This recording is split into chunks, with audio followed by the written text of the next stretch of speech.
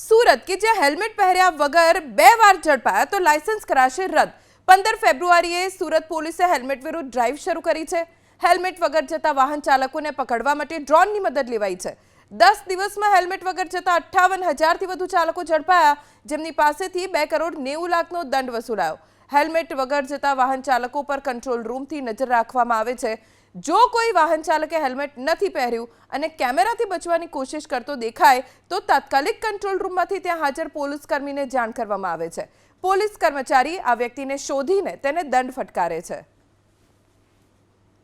જે તમામ અમારું જંકશન છે ત્યાં અમારી પાસે એડ્રેસિંગ સિસ્ટમ પણ લગાવેલી છે, જેના માધ્યમથી અમે સીસીટીવી કંટ્રોલથી જોઈએ છીએ કે કોઈ વ્યક્તિ જે લાલ કલરનું ટી શર્ટ પહેરેલું હોય અને દૂર હોય ને પોલીસથી ન દેખાતું હોય અને કોઈ વાહન પાછળ છુપાતું હોય તો અમે એવાને આઈડેન્ટિફાઈડ કરી ત્યાંથી જ કંટ્રોલથી એનાઉન્સ સિસ્ટમથી કહીએ છીએ કે આ ભાઈ લાલ ટી શર્ટવાળાએ હેલ્મેટ નથી પહેર્યું।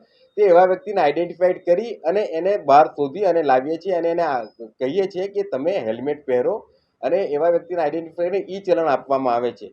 અમારો ઉદ્દેશ એ છે કે ઓછામાં ઓછા અકસ્માત થાય અને જે સામાન્ય રીતે બાઇક પર ચલાવવાથી કોઈ પડી જાય અથવા તો એક્સિડન્ટ થાય અને ગંભીર ઈજાઓ થાય છે, પ્રાણઘાતક અકસ્માતો થાય છે, એ ઘટે